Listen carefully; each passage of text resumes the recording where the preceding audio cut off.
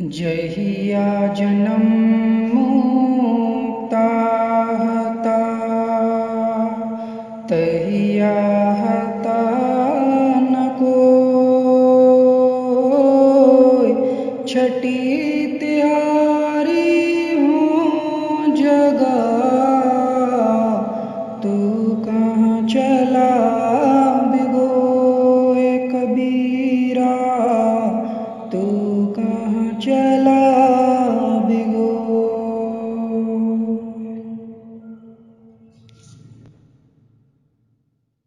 सतनाम साहिब बंदगी।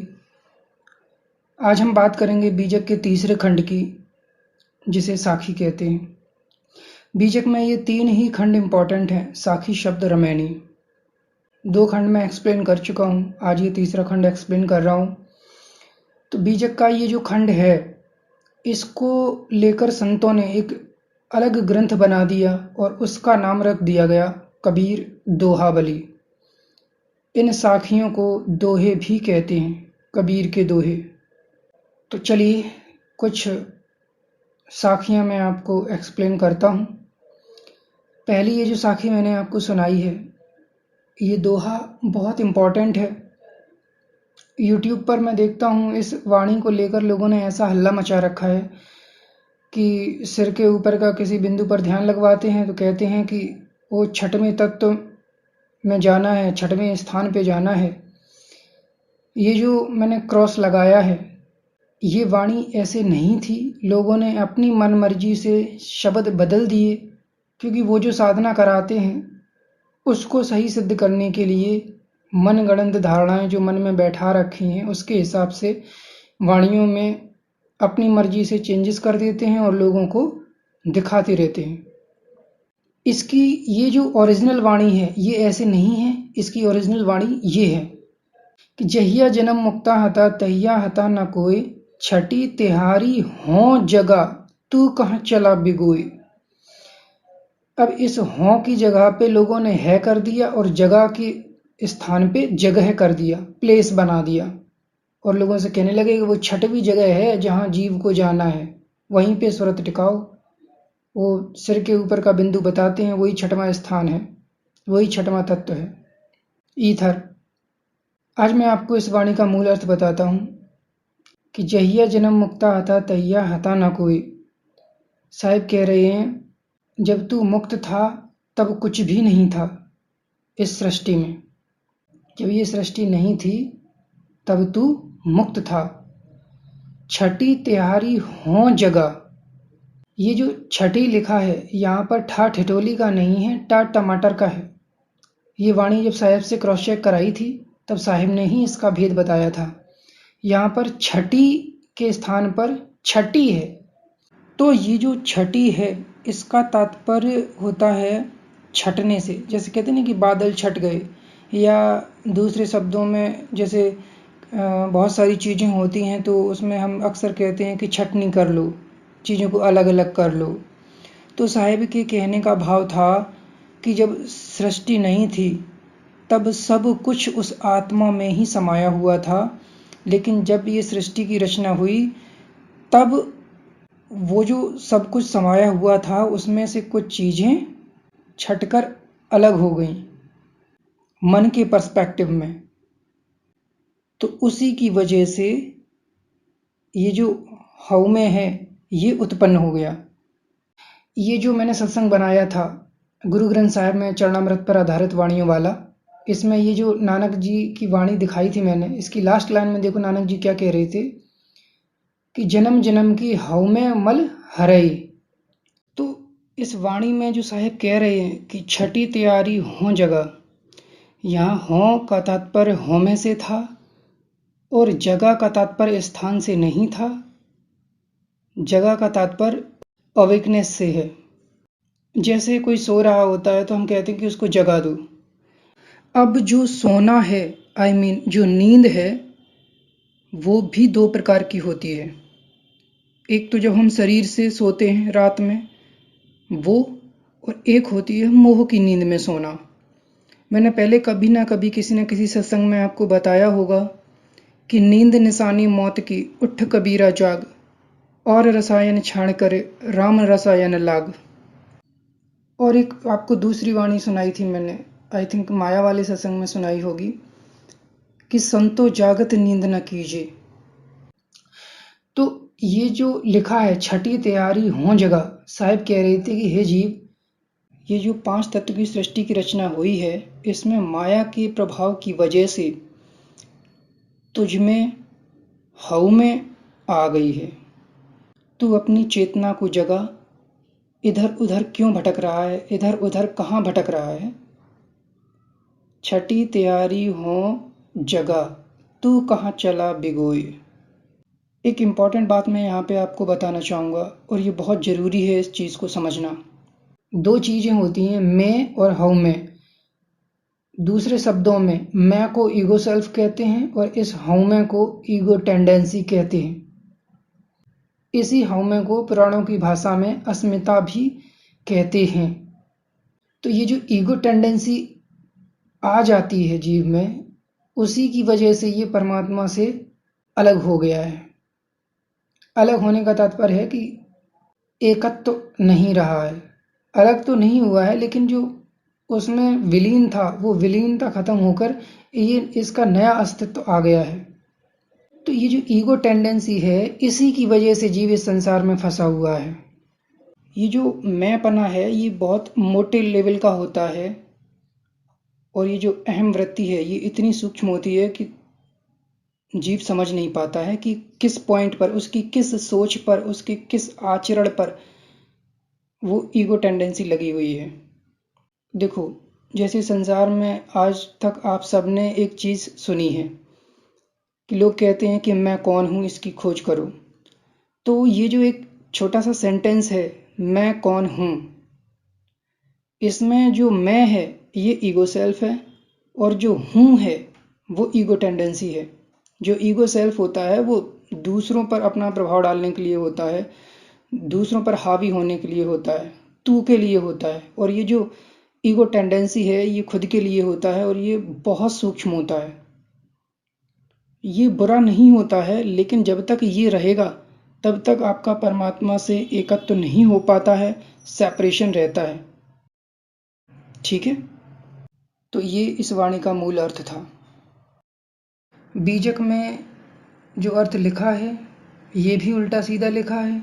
यूट्यूब पर लोगों ने जो बता रखा है वो तो बिल्कुल ही गया गुजरा है, कोई लेना ही देना नहीं है वाणी से, शब्द ही बदल दिए गए हैं। तो आप लोगों को कैसे समझ आ जाए। इसलिए जब तक परमात्मा की कृपा नहीं होगी, वो शब्द गुरु जब तक आपके भीतर दिव्य ज्ञान प्रकट नहीं करेगा, तब तक आप लोग इस खेल को नहीं समझ सकते हो। चलिए नेक्स्ट वाणी देख लेते हैं। इसमें क्या कह रहे हैं साहब कि बिरह भुवंगम तन डसा, मंत्र न लागे कोई, राम वियोगी ना जीवे, जीवे तो बौरा होए। जिसके अंदर विरह उत्पन्न हो जाता है, उसे कुछ भी नहीं सुहाता है। वही चीज साहब कह रहे हैं कि बिरह भुवंगम तन डसा, मंत्र न लागे कोई, राम वियोगी ना जीवे, जीवे तो बौरा होए। चलिए अगली वाणी में क्या कह रहे हैं साहब, बिरह वाण जिहि लागिया, औसत लगत न ताहि, सुसुक सुसुक के मर मर जिए, उठे कराहि कराहि। जिस जीव के मन में विरह उत्पन्न हो जाता है, उसे कोई भी दवा नहीं लगती है। वो सुसुक सुसुक कर रोता है और कराह कराह कर अपना काम करता है। कहने का तात्पर्य है वो विरह में बहुत पीड़ित रहता है, उसका किसी से भी बात करने में मन नहीं लगता है, कुछ भी दूसरा काम करने में मन नहीं लगता है, जो भी करेगा मजबूरी में करेगा। ऐसी हालत हो जाती है जब ज़्यादा विरह होता है जिसके अंदर। तो मैंने जो वाणी दिखाई थी आपको सातदीप नौखंड वाले सत्संग में कि बिरह जगावे ब्रह्म को, ब्रह्म जगावे जीव, जीव जगावे सुरत को, सुरत मिलावे पीव, वो वाणी जीवन भर याद रखना। इस संसार का कोई भी व्यक्ति तुम्हारे लिए कुछ भी नहीं कर सकता है। जो कुछ करना है तुम्हें खुद करना है, वो भी उस सत्य मार्ग पर चलकर जो परमात्मा ने संतों के माध्यम से बताया है। ठीक है, चलिए आगे की वाणी में क्या कह रहे हैं, एक कहूँ तो है नहीं, दो कहूँ तो गार, है जैसा तैसा रहे, कहें कबीर विचार। अगर कोई भी व्यक्ति ये कहता है कि तुम खुद परम आत्मा हो, आत्मा एक ही है, परमात्मा तुम खुद हो, तो वो झूठ बोल रहा है। और अगर कोई ये कहता है कि परमात्मा अलग है, तुम अलग हो, तो वो भी सही नहीं बोल रहा है। ये आत्मज्ञान को बखान करना इतना टफ है जिसकी कोई सीमा नहीं है। मैं जो भी आपको एक्सप्लेन कर रहा हूँ वो मैं ही जानता हूँ कि कैसे एक्सप्लेन कर पा रहा हूँ, और बिना साहिब की साथ हुए कोई माई का लाल इस आत्मज्ञान को बखान ही नहीं सकता है। ठीक है, तो वो जो अखंड ऊर्जा का स्रोत है वो एक ही है, और ये जो जीव और शिव अवस्थाएं हैं ये मन कल्पित उपाधि हैं। ऊर्जा एक ही है। ये जो चेंजेस हैं ये मन के पर्सपेक्टिव से हो रहे हैं, न कि आत्मा में। आत्मा तो अपरिवर्तनशील है। ठीक है, आगे क्या कह रहे हैं साहब? जो तू सांचा बानिया सांची हाथ लगाए, अंदर झाड़ू दे के कूड़ा दूर बहाए। वही चीज़ कह रहे हैं साहब कि अपने अवगुणों को, अपनी बुराइयों को, अपनी कमियों को दूर करो और सत्य मार्ग पर चलो।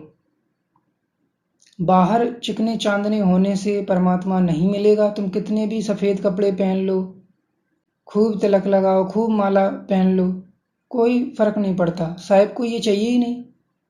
साधु भया तो क्या भया, माला पहरी चार, बाहर भीस बनाइया भीतर भरी भंगार।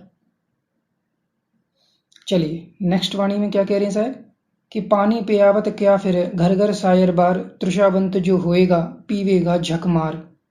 ये वाणी मैं आपको कई बार दिखा चुका हूँ। ये बीजक की ही वाणी है। इसमें साहब ने स्पष्ट रूप से कहा था कि घर घर जाकर चेले नहीं बनाना है। जिसको प्यास लगी होगी, जिसके अंदर विरह होगा, जो परमात्मा से प्रेम करता होगा, वो झक मार के पिएगा पानी। घर घर जाकर पानी नहीं पिलाना है। कहने का तात्पर्य है घर घर जाकर ना तो चेले बनाने हैं और ना ही सत्संग सुनाना है। जिसके अंदर सत्संग की लालसा होगी, जो परमात्मा से प्रेम करता होगा, वो खोज कर लेगा। हाँ, बस इतना है कि जो सच्चा संत होता है वो सत्य ज्ञान का प्रचार किसी न किसी माध्यम से कर देता है, और वो ज्ञान उस जीव तक परमात्मा पहुंचा देते हैं।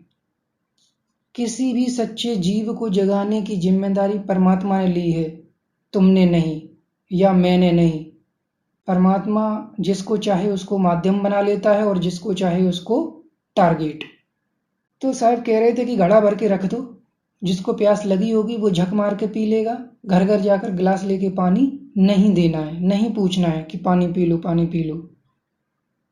और लोग आजकल इसी में लगे हैं, घर घर जाकर चेले बनाते फिरते हैं और इधर उधर कहते हैं कि नाम दीक्षा प्रोग्राम है, आ जाओ बन जाओ आके चेले।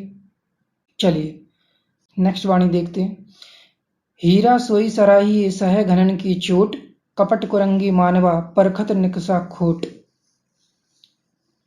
ये चीज़ मैं आपको समझा चुका हूँ कि जो सत्य मार्ग पर चलता है साहब उसको बहुत ठोकते पीटते हैं। जैसे गड़ा का मैंने एग्जाम्पल बताया था कि वो जो मिट्टी थी, पहले उसको पैरों से कुचला गया, पानी में मसला गया, तब उसको बाहर भीतर से पीटा गया, तब कहीं जाकर फिर उसको अग्नि में पकाया गया, तब उसने सुंदर घड़े का रूप लिया।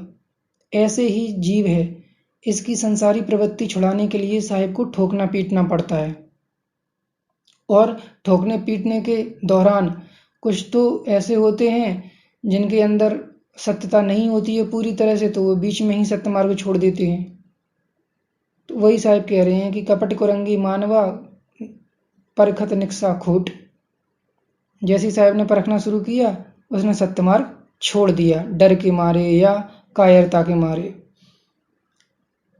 सूरा के मैदान में कायर फंदा आए, ना भाजे ना लड़ सके, मन ही मन बचता है। तो कुछ ऐसी स्थिति हो जाती है। आगे क्या कह रहे हैं साहब?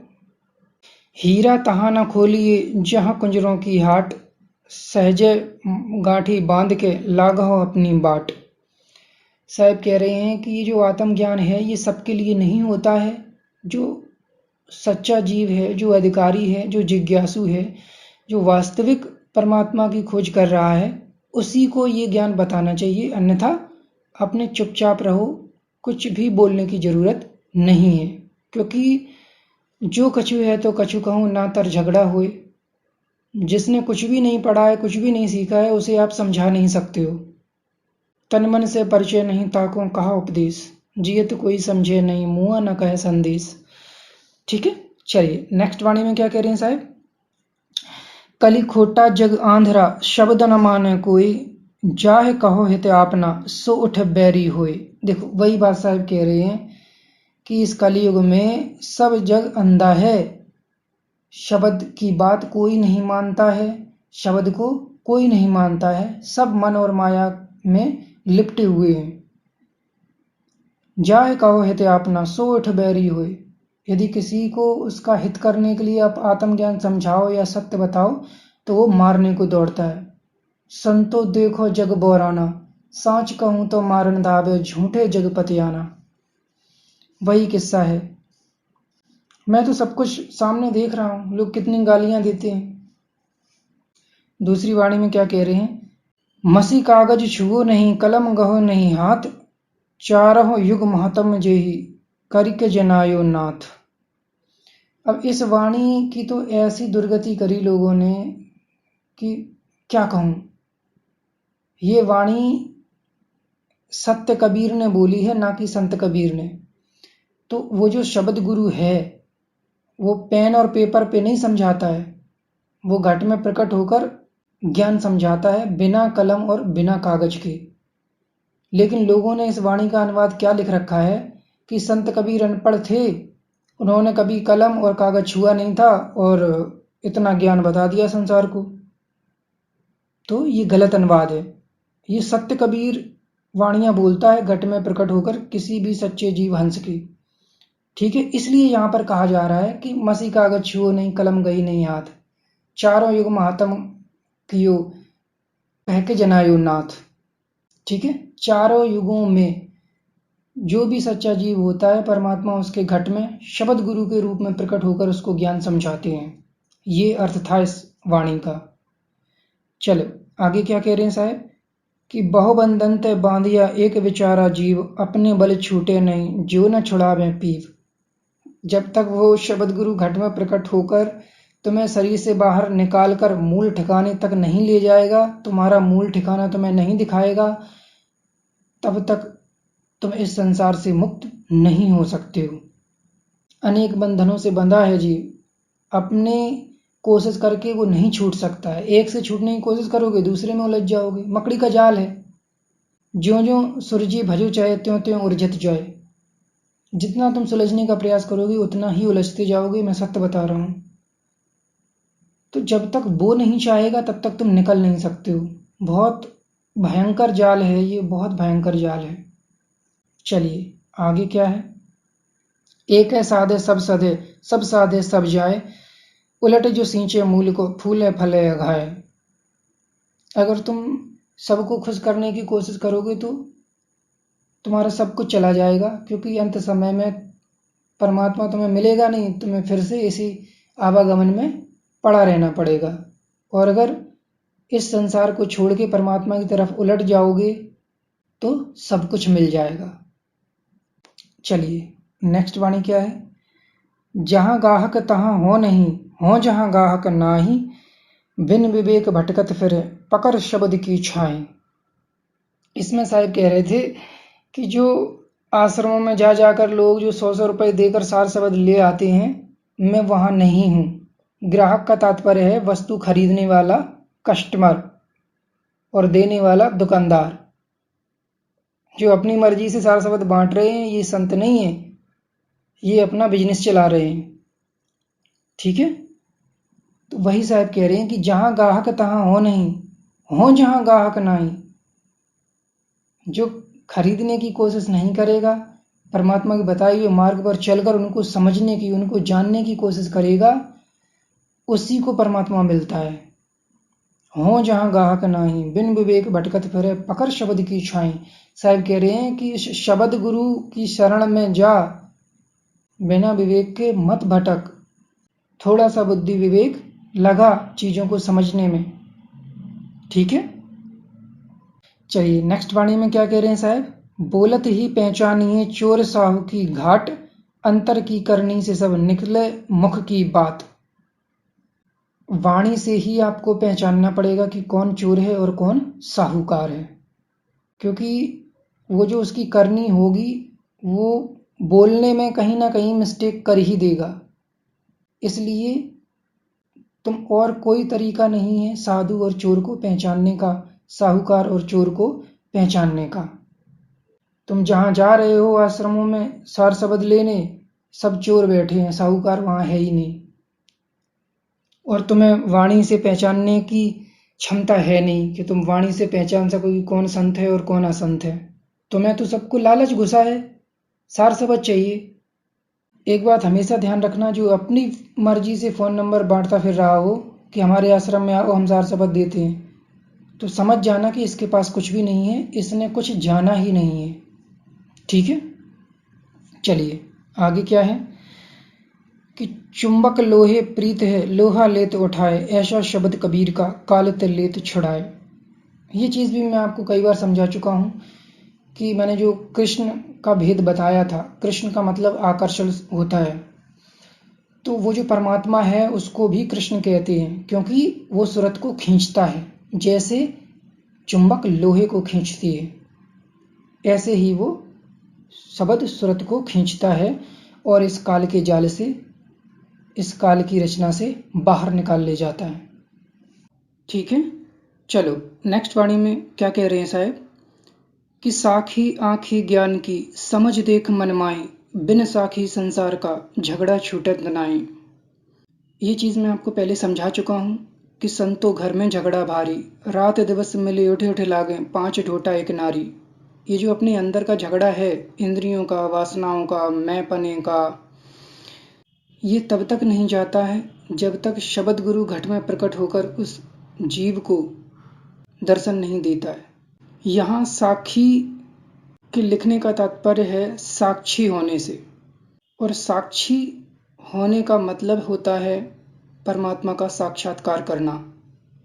जिसने शब्द गुरु का दर्शन किया है तुर्यातीत अवस्था में, उसी का ये झगड़ा छूटता है, उसी की वासनाएं खत्म होती हैं। अन्यथा आप कुछ भी कर लो, पूरी तरह से आपकी वासनाएं नहीं जाएंगी, मैंपना नहीं जाएगा। वो खुद आकर आपकी जो रही बची कमी होती है उसको ठीक करता है, ठोक पीट कर।